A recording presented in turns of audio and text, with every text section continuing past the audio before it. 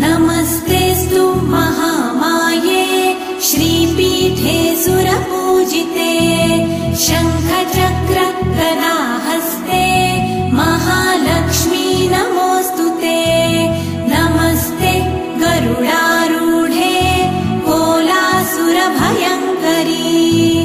सर्वपाप हरे देवी महालक्ष्मी नमोऽस्तुते। महादेव्यै च विद्महे विष्णुपत्न्यै च धीमहि तन्नो लक्ष्मी प्रचोदयात्।